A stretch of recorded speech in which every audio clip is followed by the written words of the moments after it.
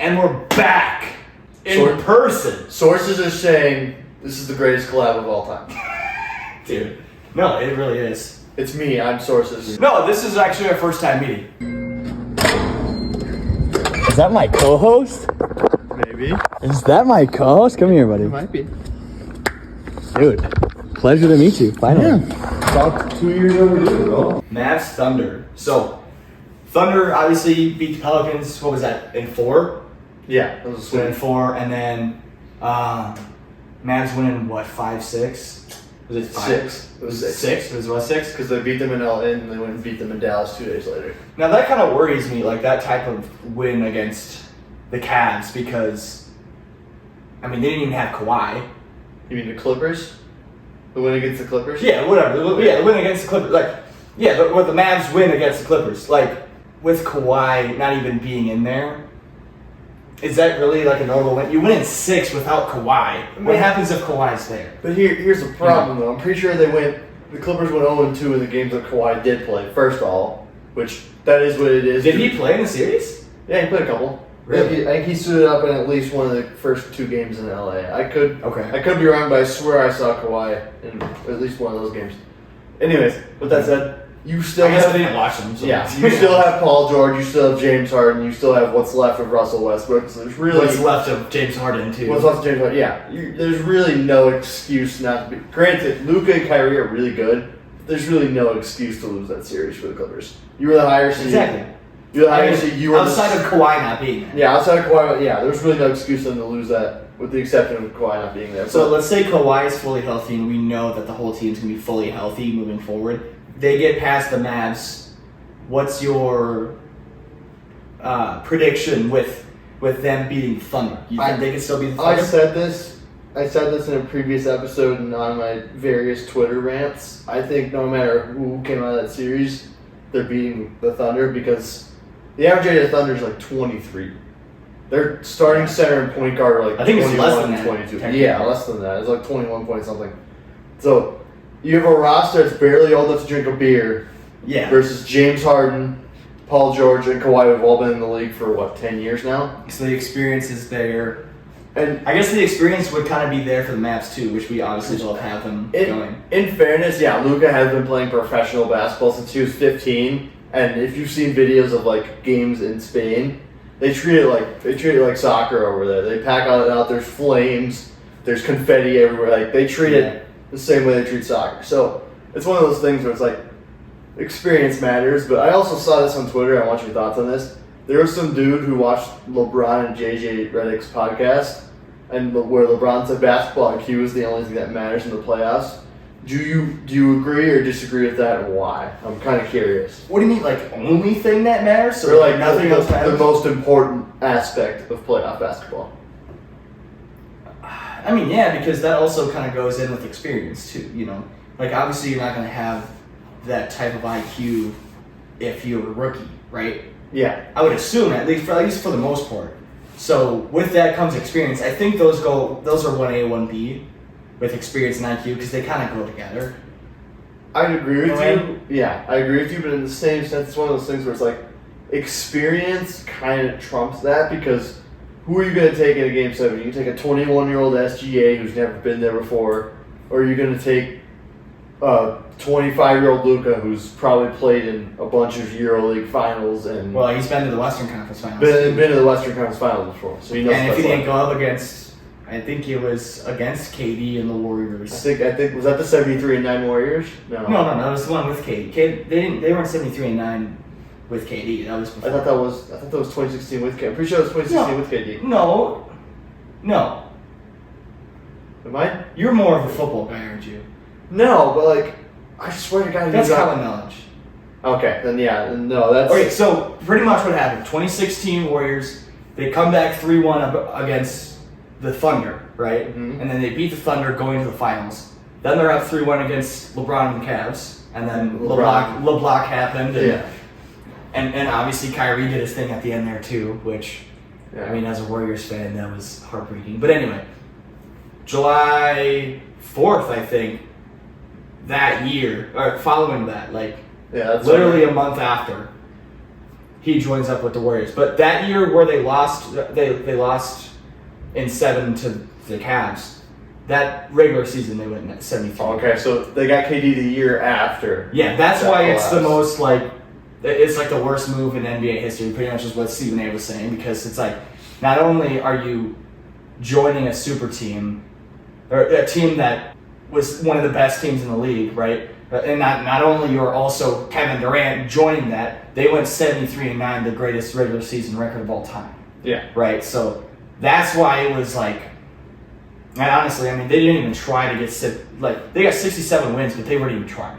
Yeah. So it's like, they could have easily, I bet you if their main goal was to beat the record the year previous, they would beat it easily. They would probably lose like 6 games. Anyways, yeah, Mavs Thunder. How do they match up together?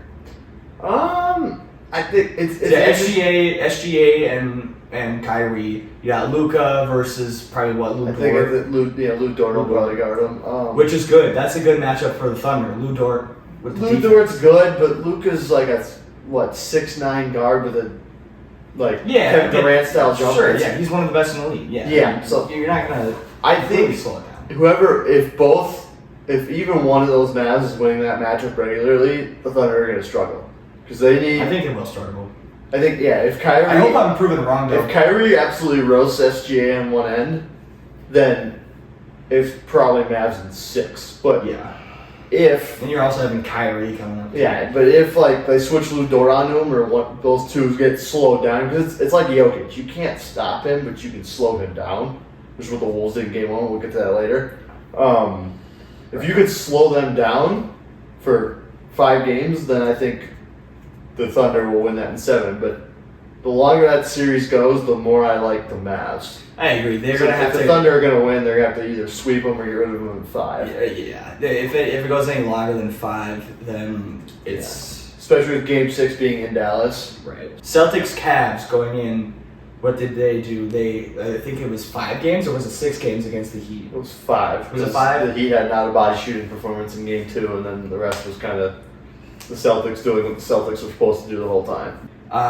Cavs winning in 7. That was a fun game.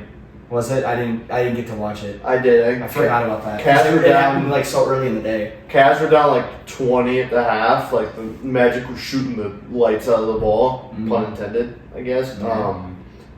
And then I guess I had to go in the second half because I had to go do some stuff with family. But sounds like Donovan Mitchell kicked it in. Darius Garland was like 1 for 9. He hit like a corner 3 and started talking shit immediately. Jeez, That's going 2 for 10. What was the final I think it score? was 108-99. We don't condone gambling, but I did have Cavs -3 in that game. Significant to some, so.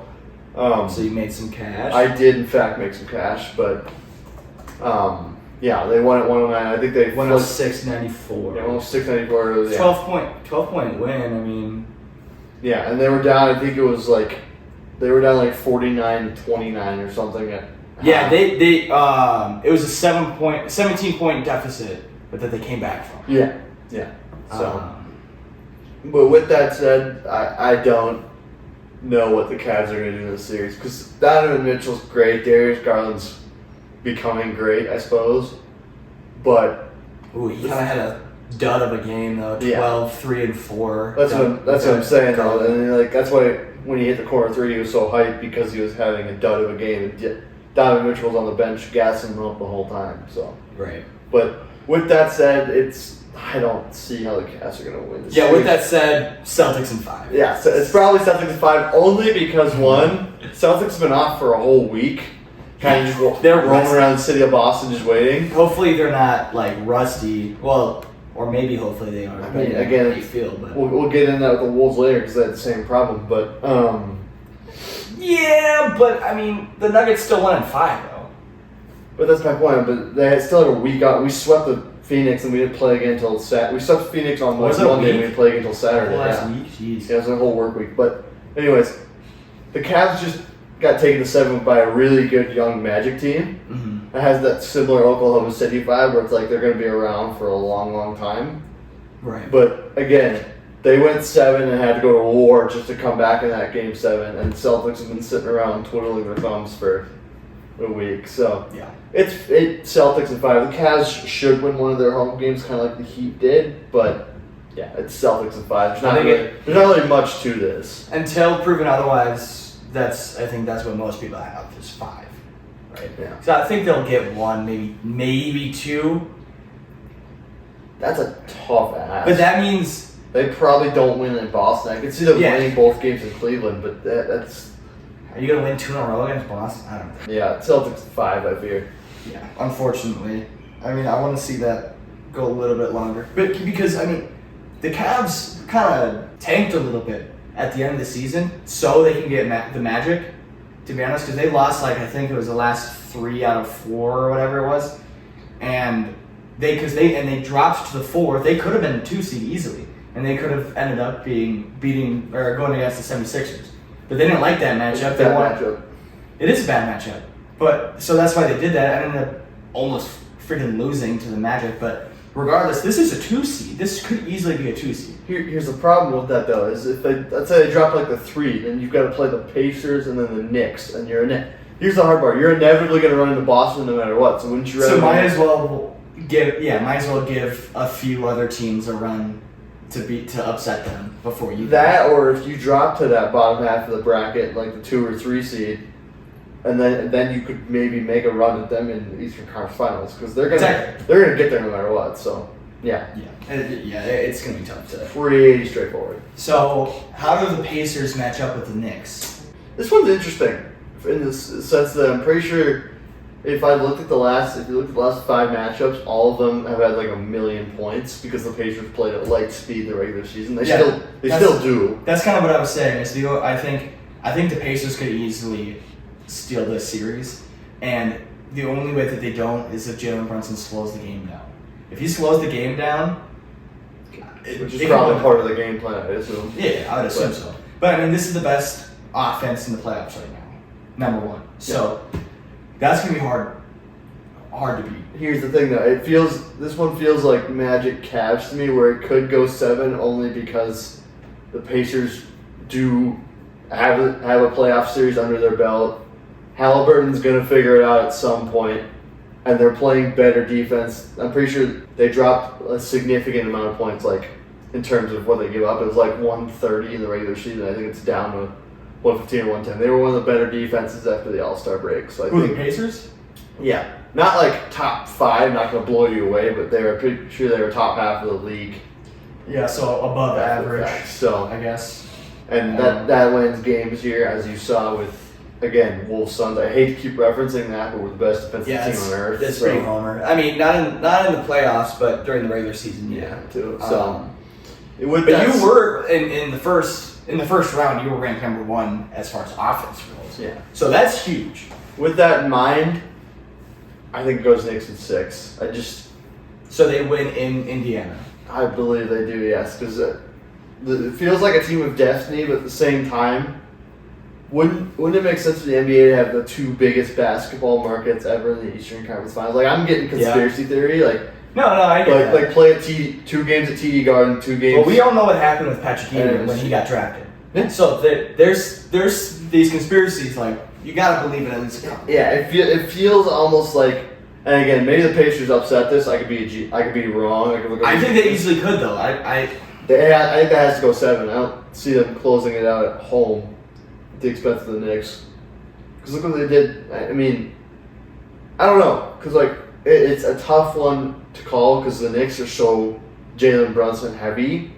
But at the same time, you remember Dante DiVincenzo is one of the best 3-point shooters in the league right now. He makes his teammates better. And there's just a bunch of guys on that team that are really good at their individual roles. Yeah. Like OG is going to guard Tyrese Halliburton. It's kind of what it is. But yeah, so pretty much Knicks slow the pace down, put the ball in Jalen Brunson's hand, and let him do his thing. Yeah. If that doesn't happen, I can see the Pacers winning an MSG in 7. I'm genuinely. I genuinely believe that. I would say my prediction is Knicks in 7. Yeah. But I would not be surprised if the Pacers steal one in Madison Square Garden. Yeah, which is really hard to do as is. So. Sure, but I mean, we're seeing teams steal game 1 in enemy territory. Speaking of Ballerina, Denver, Anthony Edwards, second coming, Michael Jordan. Where do you want me to start? No, I'm just kidding. Yeah, it's a good time to be. I'm pretty sure since the Twins have allowed dogs into the park, we haven't lost. Wolves haven't lost, and the Twins won 12 in a row. So it's a good time. Yeah, and the Vikings got Dale Turner and their franchise QB, hopefully. Since I'm pretty sure we have those win streaks since JJ McCarthy was drafted. Coincidence? Yes. I think not. I think not. I think it's just destiny. It's just anyways, I think Minnesota sports are coming around. We're having our moment right now. Outside of the Vikings, obviously, because they're going to be fourth in their division. But let me preface. I would consider myself a Wolves fan. I'm not that's not my favorite team, but it's pretty equally spread between the Warriors, Bucks, and Wolves. Yeah, it's one of those things where it's the people who hop on our bandwagon after we're good. Like, the people who were there from, like, game, 1, 2, or 3 all the way to now are great. But it's the dudes who are just like, oh my god, Anthony Edwards, I want to root for this team and this player. And I'm like, where were you 2 months ago when he was doing this on a random Tuesday night in Detroit? Yeah. Like, and they didn't realize that they were the yeah. best team in the league. They just started watching basketball because it's the playoffs. Not only that, but he's been getting Jordan comps all year. This isn't just now. Well, so, shit, I mean, he had Jordan comps coming into the league, too. Yeah. So, Anyways. Edwards, let's see here. Edwards, 43, 7, and 3 in 42-minute span. So he played a lot of the game, but yeah. when you can play most of the game and it's the playoffs against the reigning champions, he's 22. He's gonna be able to. He can play 42 quite minutes. a lot. Yeah, he can play 42. It feels like the Tom Thibodeau style of coaching, where it's just like, I'm gonna leave Jalen Brunson and Josh Hart out there for as long as I physically can. They played I think they had 30 seconds of rest. That's what I'm saying. I'm pretty sure Brunson played 45 minutes. Josh Hart played all 48 or 47 or something. So it feels like that in the sense that it's just like give him the ball and go. I also did see this tweet about Team USA. It's like, when are we gonna get to a point when Team USA is down 2 and it's just gonna be go give me the ball? Mm-hmm. I'm like, are we really at that point? Because you think about it, he's playing with LeBron and all those guys. And you gotta remember, he's 22, and LeBron, it's probably going to be Bron. I'm taking 22 Edwards over 40-year-old Bron, though. True, but it's... Even with his... It's LeBlanc, it's Lameme. No, I'm just kidding. Anyways. No, it is what it is, but I think we're getting to that point where it's kind of give me the damn ball and let me go. So who's the X factor in this series for both teams? Jaden McDaniels. Not Naz Reid? No, I mean, that 3-point shot that Reed has. Keep in mind, he was minus 24 in the first half, and I think he was getting absolutely roasted by Aaron Gordon in the first half. So we gotta understand that. Now, did he redeem himself? Of course, he's my glorious king. He's got a flag. He's got memes. He's got all of that. But Jaden McDaniels. It's Jaden McDaniels because you can. They got Jokic, but we got Jaden McDaniels. That's true. Because you can put him on Jamal Murray. You can put him on KCP. You can put him on Jokic. You can put him on Jokic, you can put him on MPJ. If you don't get the... Now, is he going to slow down Jokic? That might be a little bit interesting because he's not built. But he will be someone who can guard Jokic. He can guard Jokic. Yes, physically. You can kind of put him on any 1 through 4, maybe 5 occasionally.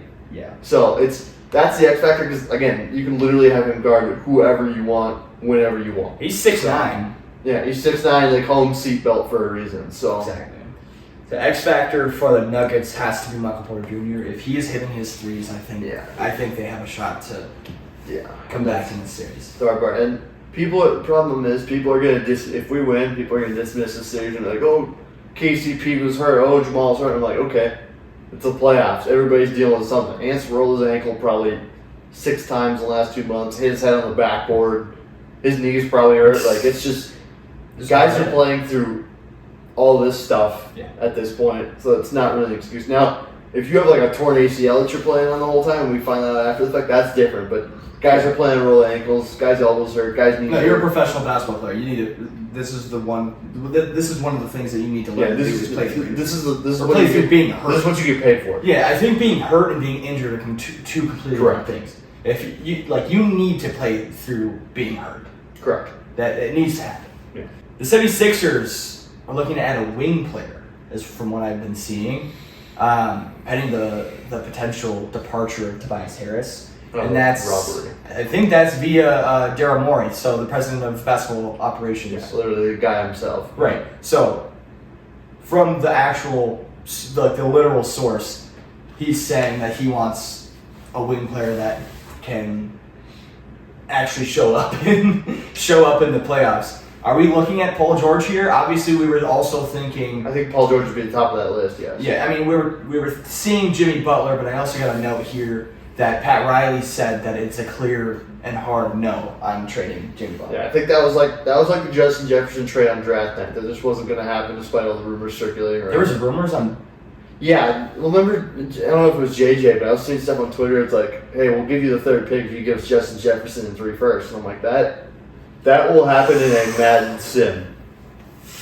If you're the Patriots, though, 11-27 next year's first and Justin Jefferson, you wouldn't take that? Well, they would, but the problem is the Vikings wouldn't be willing to give him up. Yeah, they would. That's not worth it. You'd have, yeah. Now, if we were getting like 3-11 from the Patriots and or like 1-9 from the Bears kind of thing, then maybe. But at the same time, 3. Well, if you want a 9, I would probably do that. Yeah, 3 firsts and a player for a single first round pick is simply not worth it unless you're trading up to 1.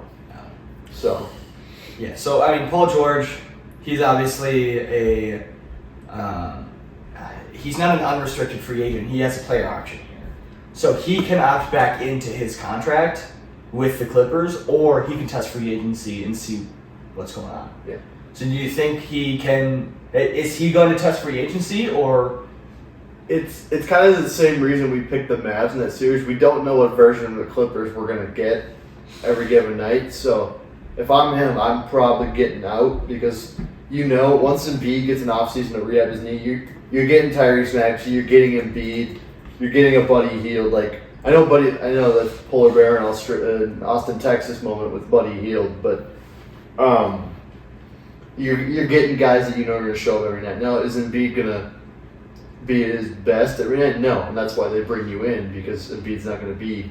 Yeah, you can be that Damian Lillard-esque player of you're kind of older, but the Sixers needed a third star because to put that all on Tyrese Maxey in his second or third year in the league is probably third year. Yeah, is a lot to ask. So getting a PG-13, maybe even like a Zach LaVine.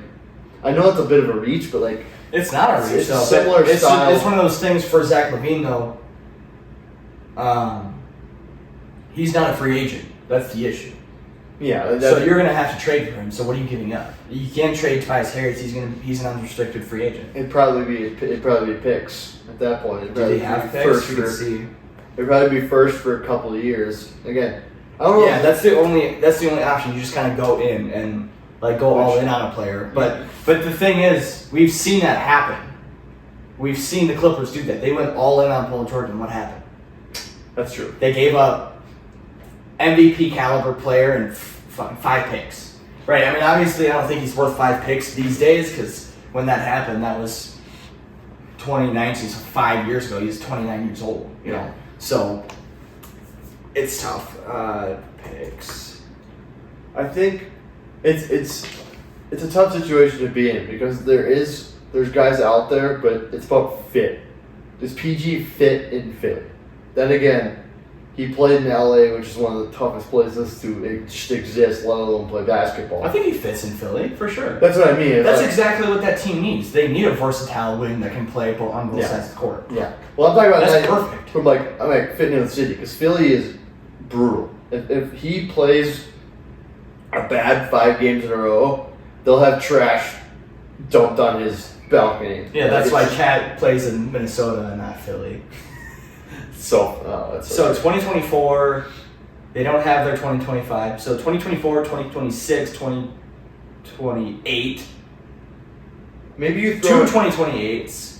Maybe you do like a wing swap. You give them I don't know. This is just for the sake of argument. Maybe you give them a D'Anthony Melton and a couple picks for Zach LaVine, because the Bulls are gonna want comp obviously for Zach LaVine, because was theoretically supposed to be the cornerstone of their franchise when they acquired him. Yeah, when they traded for him, for sure. But yeah, I don't know. I mean,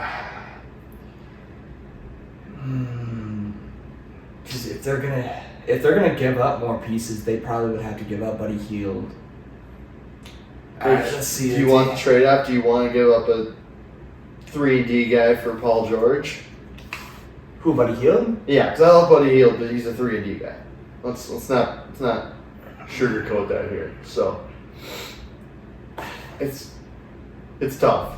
I feel like Paul George might make more sense because you don't have to pay. You don't have to give up anything. You can just sign him in free agency if he opts out of his player option. Yeah, so, yeah, sure. I mean, obviously that's going to be plan number one, is try to get Paul George. But he has a player option, so he has guaranteed money right away, and he's 34. So it might be a good idea to just take the money and run with it at this point. True.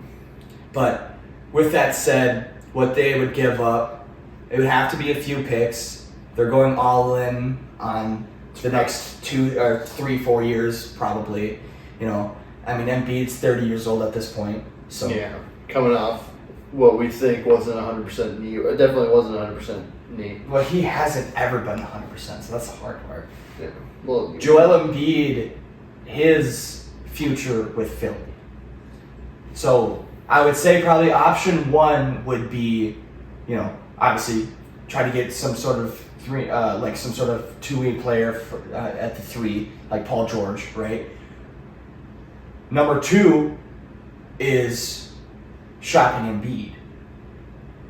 What other options do you have? You have Maxey could be your next guy up, right? The process could be completely over here, right? But he's 30 years old right now with potential of having 4 years of healthy ball finally, right? So that he has a lot of trade value right now. In 4 years, he's not going to have that type of trade value.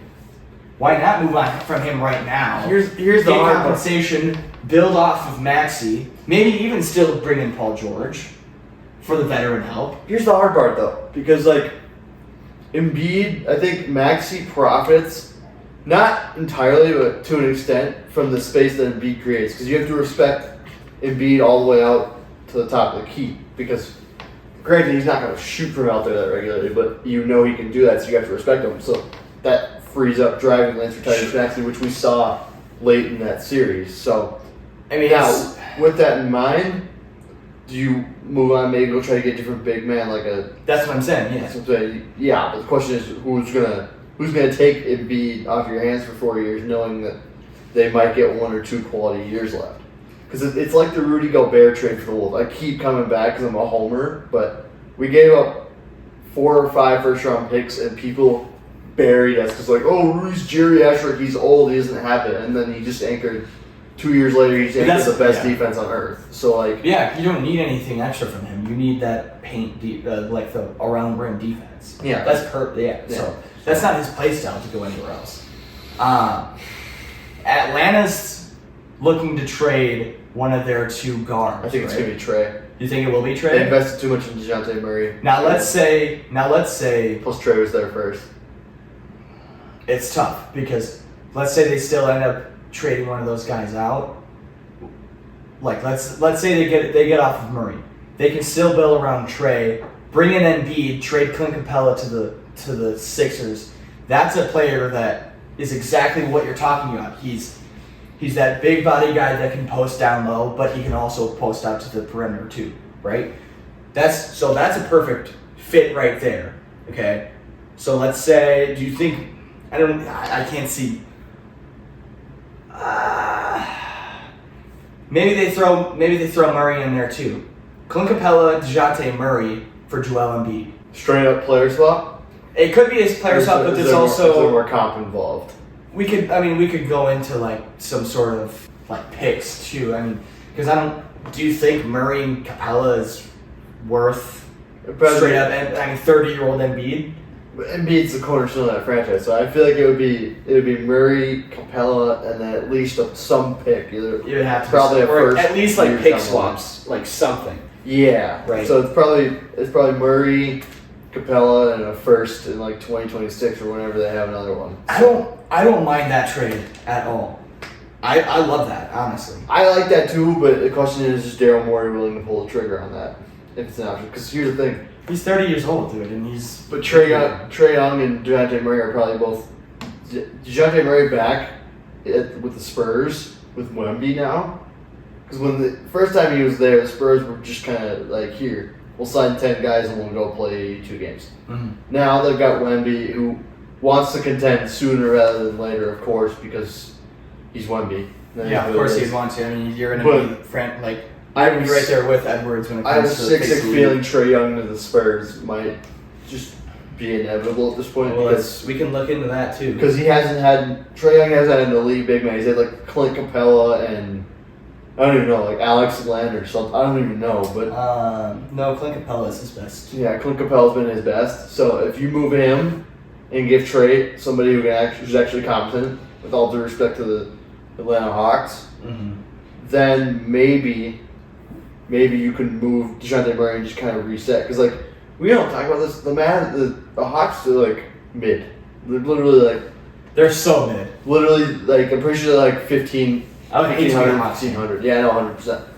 What's to say they don't move both of them and just kind of reset the draft? Yeah, and just reset the draft. You're gonna have to. I don't think that would work because they're gonna get like an OKC type haul for both of those guys. Because both of those guys are worth at least 2 firsts. Maybe not DeJounte as much, but 20 mil. I don't think the contracts work here. It's not gonna happen because you can give up Kelvin Johnson. That's 20. 10 for Trey Jones. You'd have to throw in probably Graham too, and you're still left with 17 you gotta cut. Yeah, you're right. With that, not only is there 17 that's still cut here, you're gonna have to pay Wemby in the next 4 years. Yeah, right. Probably the next 2 once he gets his rookie supermax. Right. But. So both can't be an option. It has to be one of them. Well, yeah, that's what I'm saying. It's probably just Trae. But the problem is with trading Trae, who wants $40 million on their, like $40 million? Who are the Spurs paying aside from Wemby? Who are the Spurs going to actually pay on that roster in 3 years? Probably people that aren't on the roster right now. But would you rather have Trae Young for $40 million, or would you rather have Murray for $18 million? Right? Yeah, I mean, either one. I feel like one of those two is going to the Spurs because Wemby needs a competent guard. Like, with all due respect to Trey Jones is a backup guard in the league. The only place he's starting is San Antonio because they needed a guy to run it. Yeah, I mean, he could be 6th man of the year if he's coming off the bench. He's a competent starter, but a great role player. Yeah, that's what I would say. So I mean, it's about if you're the Spurs, it's take your pick. Do you want Trade for $40 million now, or do you want DeJounte Murray for $18 million now? Because you need either one of those guys to succeed, I think. Outside of the Spurs, where do you see Trae Young going? I've seen Brooklyn. That would be beautiful with his rivalry to the Knicks. Now you're moving like right next door. That would be beautiful. But again, the storylines are amazing. Again, Trae Young, all these guys want to be traded to contenders. So I don't necessarily know what. Because I would do that if I'm Brooklyn. I would be calling Atlanta's GM right now. But at the same time, it's about does Trae Young want to do it? Because it's you could have the trade finalized as a paper, but if Trae Young doesn't want to go play in Brooklyn, they're not going to send him to Brooklyn. No. So even if he doesn't have no trade clause. I mean, I could say like the Magic, but they're going to have to pay Paolo and Jalen Suggs here in. No, they have way too many guards. They can take their pick between those guys. They'll be fine. I don't think the Magic need to do too much outside of maybe bringing in more veteran help. Yeah. With that said, I think Murray was probably the guy that's going to be easier to move off of if you're talking Hawks. Sixers try to move. Obviously, Tobias Harris is probably going to be gone. Maybe like we said, first try to get Paul George. If that's not happening, what are you going to do? Run it back with the same team and lose to the Knicks with Jalen Brunson? You got to do something. We get another banger side talk episode where it's like, Joel Embiid, oh my nuts, whoa. I don't know if you've seen that. No, I have no idea what you're talking about. No, you need to spend more time on the internet. I need to spend less time on the internet. Yo, Philly, you can feel these nuts! When niggas catch you in Philly, we gon' fuck you up! Yeah, I just don't know what the Sixers need. They don't need Paul George, but they need a guy like Paul George. Mm. Like, it's inevitable. No matter who it is, they need a guy like that. So let's say Paul George doesn't end up with the Sixers moving forward, and he also doesn't take his player option.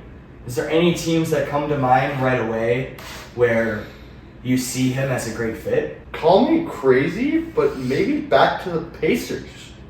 Because, like, they're a Magic-style team where they're all super young, their longest tenured guy, I think, is Miles Turner. I would say so, probably. So, or McConnell, I don't know how. Yeah, I don't know how long he's been on there, but if they had a wing out there, because, like, Obi Toppin... He's more of a power forward. Yeah, I mean, you could put PG at the 4. No, yeah, what you got right now is Doug McDermott at the 3. Yeah, I feel like you could use an upgrade there, because that's the same idea as, like, the Magic. You need a veteran presence. Right. Plus, he'd be welcomed like a hero back to Indiana, because I think he was part of them being super competitive post Reggie Miller. I think Indiana, in my heart, that makes sense, but in my basketball brain, with the way money works, I couldn't tell you. Yeah, I mean, you got Siakam, let's see, 38 mil, Turner's 20. Tyrese Halliburton is going to get paid here, and probably this year or next, I would guess, but because he's got to be up for a rookie supermax at some point. He's locked in for 6 years, but right now he's making 5. But he's already probably signed for at least 25. Yeah, 100%. There's no way he doesn't get the supermax on that team. But with that said, the only way that he does this is if Paul George takes a pay cut, because Matherin's gonna want to be paid in the next few years too. Yeah. You know, Kendall Brown's coming up. Yeah. Let's talk about Kendall Brown coming up on that team. I'm praying. Aaron Neesmith, baby. No, I'm just kidding. No, I mean, dude, when I played with Kendall in, back in literally elementary school, we went to Kansas, and we were the A team, so we were obviously the best team in our grade, right? Yeah. This dude was lights out, way better than any of us. Yeah. Going into Kansas, that's second grade basketball, and we already knew that he was going to the league. If he ends up getting a better role, I'm gonna be so happy for him. That's going to be amazing. The question is, do they use him as a trade piece to maybe, if Paul George opts in, does maybe a sign and trade, do they use him as a piece to send to LA? Yeah, try to bring him back to Indiana. What is? I mean, he's 20 years old right now. He's a day younger than me, so yeah, that's a young piece that you could definitely ship, especially to the Clippers where you need younger players. I mean, most of your big time, your top players, all those guys are over 30, right? So someone like that, or any of those. This is a really young team, so. Yeah. I'm also seeing, again, this is another thing where pending how the contracts work, going to the Knicks and giving them a new star. They'll probably have to get rid of Randall. I was say you probably requires you to move out to Randall minimum. Someone like that, yeah. Here's the hard part with Bogdanovich and Alec Burks is you just got those guys on rental deals to play. They played 25 games for your team. So yeah. Then again, they're role players off the bench, but at the same time, there's a reason those guys got traded to where they got traded. Like I said, in my heart, the Pacers, in my basketball brain, maybe just opt in and chase the money in LA and just kind of fade into the sunset. Now, Magic, pending their loss against the Cavs, do they do anything extra in free agency this year? Because what we're seeing from Shams is they want to add veteran depth. Of course. Zach LaVine, and honestly what could be even more likely, Klay Thompson. That's interesting. Klay Thompson's an unrestricted free agent right now. That's an interesting one, because the veteran help, and I'm going to reference the Wolves one more time. Sorry, guys, but that's one of those where it's they need a Mike Conley to his Anthony Edwards, because with all due respect to Ant's great, but I don't think he would have taken as massive of a leap as he did if he didn't have a 17-year vet as his point guard. Anthony Edwards would have made the leap inevitably because he's the GOAT. Yeah. But he wouldn't have made as massive of a jump, I don't think, without Mike Conley. Because it's like a father-son relationship almost. You need somebody to tell you. Yeah, you need the veteran help. To show you how to operate for 82 games every night in different cities. Zach LaVine could make sense. Also, who was your other option? Klay Thompson. Klay Thompson. I think that's championship. Paul George, of course. Yeah. Could be another. The Klay Thompson one, that's championship experience, so that can't hurt you either way. No, it can't. But it can't. Yeah, I don't know. The Magic just need to go find somebody who's been in the league for more than 5 years. Yeah. And that will qualify as a veteran. But they're going to be a problem for a very long time. If Paulo Banchero keeps playing the way he's playing, they're going to be a problem for a very long time. and we're gonna get to keep hearing that banger theme song. Orlando Magic, Orlando Magic. Oh, the Suns. Let's talk the Suns. Via Brian Windhorst, they are intending to keep the big three. What does this mean for their future? That's the goals. They're trying to keep the big three. It means they may never get out of the first round ever again. But yes, because we're thinking 36-year-old Katie, 33-ish-year-old Bradley Beal. The only person that's is Deepak under the age of 30? I would assume so. Yeah, I believe he is. He's still young. He's younger than Jokic at least. You'd think. So he's probably like 28, let me set aside. Let me set aside the Wolves and 4 stuff. They need bench help because those big three, they played 44 minutes in those series. Who are you trading? Well, because Beal has a no trade clause and he's making $35 million a year. You probably have to move Nurkic, unfortunately. Like you're gonna lose your one big man, but you're gonna have to move Nurkic to get some pieces on your bench. But I think you move KD. Yeah, that's the hard part. What do you move KD for? Because he's 36, so it's the same argument as like. I think it's the same argument as moving on from. The whole point was supposed to be Booker and KD, right? Yes. You bring in Beal. Why did they bring in Beal? It's a shooting guard, dude. Who's bringing it? Like you have Booker bringing up the ball. That's not his play style, man. You need to kick him out to the side and have him as a strictly scoring option, right? This isn't a dude that facilitates the ball well. I mean, obviously he's a star in the league. He's gonna facilitate. It's got to be either KD or Nurk. But here, do you pair those two and go move them for maybe Embiid? Maybe? Can they afford that? Why would the Sixers do that? Because you're getting KD and KD to. So what you're doing you're swapping big man for big man, right? Yeah. And then you're getting You're getting Kevin Durant. You know who I am. You're getting a 36-year-old KD matching up. Like what you're doing is you're moving from a 30-year-old Embiid and you're going older to a KD just to lose in the second round at most. What options do the Sixers have? Because you trade him, you ship him to Atlanta, and you bring in DeJounte Murray, you bring in Clint Capella, and you bring in picks. That's what you do. Maxey's 22 years old. You gotta assume. Let's say Atlanta doesn't want to do that. Let's say Atlanta moves trade to the Spurs, like everyone's saying. There's 28 other teams that you could talk to. I'm sure there's someone out there that will give you 3 first-round picks and a serviceable. Yeah, that's like way in the woods. But at the same time, KD's probably better than Tobias Harris in most aspects. 23. Sorry, he's 23 years old. Tyrese Maxey. Yeah, he's basically a child. The KD and Nurk thing, they need a bruiser because if you watch the Wolves series, Nurkic was in jail for 4 straight games. They need some toughness. They gave up, and you saw D-Book trying to trip people. You saw Ant chirping KD. And you need a facilitator. Like if you can trade. Now we're talking. Oh, his basketball brain's working. Not going to be Bradley Beal. Of course. So what if you it's got to be Booker then. But that's... Anyways, what I'm saying is... Okay. Yeah, it's got to be one of those big 3. You ship 2 of the... You ship obviously Nurkic. Yes. Or in this scenario, you might not even have to. KD or Booker. It has to be one of those two. Yeah. Because Bradley Beal isn't going anywhere. You're stuck with him. You are stuck. I don't know how you finesse a no trade clause. Get rid of Booker. Bring in Trey. Bring in a facilitator. Let Bradley Beal do his thing. Traditional point guard, another player who can shoot really well, plays just like Steph Curry. KD's dealt with that before. If he stays on, you get rid of Booker. Bring in Trey. Obviously, this isn't going to happen, but think of this scenario of Trey, Beal, KD, and Nurkic up to 5. See, it makes sense until you realize Trey's getting $40 million a year. Suns can't afford to pay all 3 of them because Beal's getting 30. Beal's getting an obscene number right now. Beal's getting 46. KD's 47. Booker's 36. Yeah, and I'm pretty sure... So you're getting rid of a big contract for another big contract. It's no different.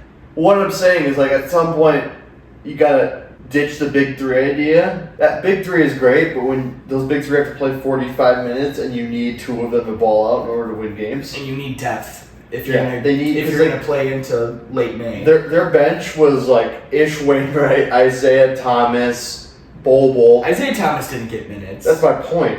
And here's the thing: I was in Suns fans' comments chirping as one does, and all of them were saying give Bol minutes. If you have Suns fans begging for Bol to give minutes, that has to tell you something. Like at this point, you just gotta give IT minutes and see if he can bring back 2017. Fuck it, Isaiah Thomas revenge tour. Exactly. Well, I mean, they're probably doing Eric Gordon as your little. Eric Gordon's probably. Grayson Allen is a key role player. I think you try to keep Grayson Allen. I think Eric Gordon would be a trade piece. I mean, he has to be. Yeah, he has to be. Royce O'Neal's making almost $10 million. You got to get rid of him. I mean, he's got 1 year left there, so he's probably a free agent. Here's a trade: Nurk, Eric Gordon, and Royce O'Neal for Trey. I thought we were ditching the big three. Regardless of who it is, it needs to be a facilitating the cap point. The cap is going up, so you're getting what? Royce O'Neal's getting 10. Yeah. What's Eric Gordon? Where Eric Gordon? Those other 3. What's Nurk getting? 17. That comes out to what? 30 million. So you're 10 million over the cap if you get Trey. You could rework some deals somewhere. I feel like that's possible. The cap's going up. Yeah, dude. Trey, Booker, KD. Okogie at the 3 probably. So you kind of have like a weaker 3-man, but he's a serviceable backup. Yeah, I would say. And then you could probably go get some sort of big man in free agency because there's going to be. No, you bring up Bol and see what he can do. But I'm saying you need somebody behind him because he's your only 7-footer on the roster that isn't KD. So Yusuf Nurkic. Oh, Nurk was a trade piece. Then you got to bring in Capella. Why would they get Nurkic and not trade out Capella? You get those 3 off the board. You swap Capella. Capella's a slightly cheaper option, and you bring in Trey. Yeah. So let's recap that real quick. Trey and Clint Capella for Nurk. I can't see Trey and Suns. I'm not getting behind this. I feel like he's going to be somewhere in the West. It's either the Spurs or maybe the Suns. That makes sense to my basketball brain. It can't be the Suns. It doesn't make sense. He looks like he could be in Brooklyn. Jack, it's okay. We'll still sweep them for you. It's fine. We're good. Yeah. We're good. The Suns maybe win a few more games. Everyone's going to freak out. I'm going to book more Suns in 5 tweets. We're going to move on. Sixers. Heat. So Heat. Okay, let me see the. The Heat might need to replace Jimmy, dude. I'm not gonna lie. Dude, they're not going to, man. I know that you think they should. You've got to move. Then maybe it's the same argument you have with Suns. You got to move your big man Bam Adebayo and go get somebody who's going to move the needle. Because Bam is great, but you need somebody that moves the needle. Notice what does the defending champion have on their team? They've got an elite guard. The Heat have an elite guard in Jimmy Butler, and they have an elite big man, Nikola Jokic. But Nikola Jokic and Bam Adebayo. You need somebody closer to Jokic. I think Bam is there for the defense, though. He's kind of doing what he's a glorified Rudy Gobert. But here's the problem. You got to get rid of Hero. You got to get rid of those types of guys that are making a lot of money. Then they become the Suns because they're getting rid of their bench depth. That's the problem. Bench depth for cheaper bench depth, pretty much. Like these guys aren't worth their money. He's making $27 a year. Really? 27 a year. How much is he averaging, dude? 20? 21, 5 and 5. I think those numbers are also slightly inflated because there was no Jimmy for periods of time, and they were playing with a skeleton roster at times, so you're just getting more minutes. So that person will probably more. Yeah, let's adjust it a little bit. Let's say it's 17 or 18. That's still a quality backup guard that's can go get you 15 whenever you want. So, okay, this is a deep team right now, so we're not worried about giving up too much of their bench for another key star. Yes. Right? They need a younger type key star here. Robinson's making 18. Terry Rozier's making 22. Hornets paid him handsomely. Yeah. Hero's making 27. You could look into the Bam route. He's making 32. Jimmy's making 45. And I think he's got. But here's the deal. He's got a couple of years left in that deal too. He's got 3 more years, which I think included this year, so probably 2. Yeah. But we have to run with the notion that Butler is staying. Yeah. We have to. Because that's literally what Pat Riley said. Because obviously, Pat Riley also bashed him for saying don't let us get one. So whatever. That means it is kind of funny. Move away from the Butler staying, right? Yeah. You gotta get rid of at least Rozier or Hero. Ooh, I have a trade in my brain. Swap Bam and Nurk. Wait, let me cook. Hold on. Hero and Eric Gordon. Because Eric Gordon is the same as Tyler Hero in the sense that you're gonna park him in the corner and you're gonna give him off screens to get shots. So you're saying the Heat want to get rid of Bam Adebayo and Tyler Hero for Eric Gordon and Yusuf Nurkic? Because Gordon's gonna come off the bench anywhere, or he's gonna be We're talking about an all-star here, Bam Adebayo. He's like a 3-time all-star. And the Suns need defense. Like, that was like the one. I'm not talking. Yeah, of course the Suns are taking that if it fits. Yeah, financially. But why would the Heat do that? I mean, it's nothing. Is it because they're dropping probably $18 million in cap, and maybe they go for some sort of. You're getting probably a better center statistically, I believe. I'm pretty sure Nurkic is slightly better offensively. We could get into the weeds on that if we want to. Maybe they trade him out, get a serviceable center in Nurkic, and go for Paul George.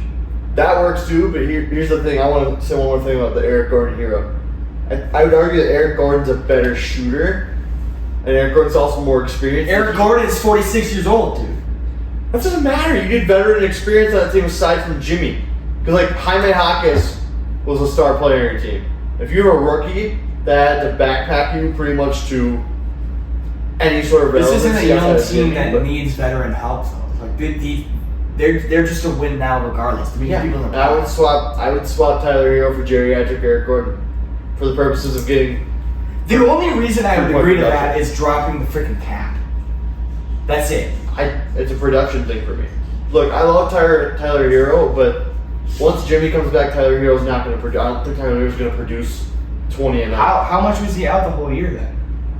Because if you're saying 21, I'm talking about the playoff series too. He missed all 5 games. I don't know if that included. Remember what happened last time Jimmy was healthy with the C team? I have no idea. Honestly, I haven't really been keeping up with the Heat. I'm saying they beat the Heat last time Jimmy was healthy. So yeah. Okay. Let's say Clippers move on from Paul George. Yes. What's their future without him? They got to go into the draft and get really young really quick, like a Dalton Connect type wing shooter. Go into the draft where, dude? All their picks are in front. That's the problem. That's my problem. Is they need. There's going to probably have to be in purgatory for a couple of years until they get draft picks. Like they're going to have to be really bad. But you have to run it back with Kawhi and assume that he's going to be healthy. Then do you move pieces elsewhere to get picks to go get younger? At that point, you get rid of Kawhi because you're wasting everyone's time. Yeah. But you're also wanting to re-sign Russell. You're also wanting to re-sign Harden. So the Clippers have to run it back. There's no other option. They need to get Paul George back. Pelicans are running it back. They did nothing wrong. They just they had a Zion problem. Yeah. Suns get rid of Booker or KD, which probably might be KD because he was saying that he didn't like their system. I mean, he is their system. That's the thing. They want to build around Booker. When you acquire KD becomes your system. There is no system around KD. You don't even have a point guard giving him the ball. Like, you have Booker. Like, Booker doesn't have a role in that offense. With Beal, you can't get rid of Beal. The only thing you can do is get rid of Booker. Bring in a stud point guard that can give the rock to both KD and Beal. And possibly some sort of big body power forward that's physical. Yeah, well, the city of Phoenix. Like if you bring in, like, let's say, obviously this isn't going to happen, but Jamal Murray and Aaron Gordon, those would be perfect options for the Suns. Obviously that's not going to happen, but Lakers are looking to re-sign LeBron. I guess they just have to run it back again with their 5th head coach in the draftable son. Yeah, and just make a shit ton of money with the name brand names. Yeah, be like, oh my god, we have LeBron and his kid. Yeah. Woo! That's gonna sell tickets. This is a business, man. Obviously the number one option is to get a championship. Keep the fans happy. But you're selling tickets with those two. Oh, 100%. You're not doing that because they want LeBron to play with his son. You're doing that to sell more tickets. You're going to generate revenue in LeBron's probably last year. So Heat, get rid of Jimmy. Obviously, that's not going to happen. They're in purgatory. Magic, veteran leadership. Just go get some help. We'll be fine. Sixers, Paul George. Yeah, or that, or you move Embiid and kind of restart. Yeah, I would probably say that's the second option. Because Maxi's 23, Embiid's 30. Who do you want to get rid of? Yeah, I'm getting rid of Embiid. I don't care if he's an MVP. That's making my You spent a high pick on both, and just go which one you would move on from. Bucks. That's the last one. Jeez. I think I said this. Again, another shameless Twitter plug, but I said it'd be a disservice to Damian Lillard to not try to run it back to that same team. Because the only reason the Bucks they just weren't healthy. The only reason they didn't sweep the Pacers is because Giannis wasn't healthy, and the Pacers ran wild on Chris Middleton. And they were also Damian the best Lillard. offensive team in That too. So Yeah, I think it'd be a disservice to the fans to at least, bare minimum, give it one more year and try to see if you can run it back. Because that's a championship team. If they're whole, that is 100%, at minimum, a finals contender. Mm-hmm. So, I think for them, it's just maybe you go get some like bench depth or something, but at minimum, you got to run it back with those three. yeah, I think you definitely have to make some decisions with Chris Middleton, possibly Portis. Those guys, they need to bring some extra spark of scoring off the bench. Yeah, that's the only thing I would say is they maybe need to upgrade there. But other than that, bring back Dame, bring back Giannis. Bring in Malik Monkey's unrestricted free agent here. That would be crazy. Kingston's have a meltdown. Be like, oh my god, he got robbed 6 Man of the Year and he's not on our team anymore. That'd be awful. That'd be awful for a Kings fan. Just know it's Wolves in 6. At this point, it has to be Wolves in 6. Come back to this video when I'm right. Pending, tonight is game 2, so we don't know what's going to happen with that. No, I can tell you. But we what's also happening. have... There's another Anthony Edwards 50 burger. Hold on.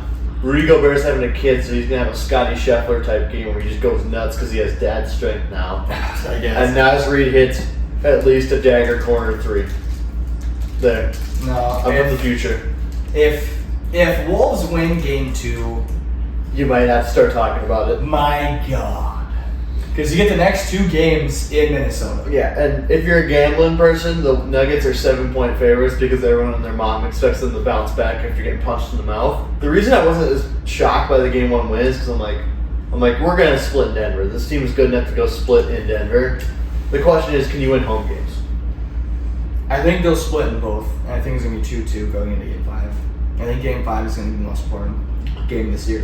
People are saying, for the people who are saying like Wolves in 5, you gotta remember the Nuggets are the defending champions. Like this team's just not gonna roll over and die. Yeah, you're not gonna like sweep. it's not. I'm sorry, you're not gonna sweep the Nuggets. Yeah, and Jamal Murray's cap is probably gonna get better. I would assume as he plays on it more. He'll be fine. KCP will figure something out. At some point, Michael Porter Jr. is gonna hit a shot in somebody's face that doesn't make sense, and Jokic is gonna quietly drop 30, 10, and 5. Exactly. Like the Nuggets are way, way too good to go out like this for winning a ring the previous year. Exactly.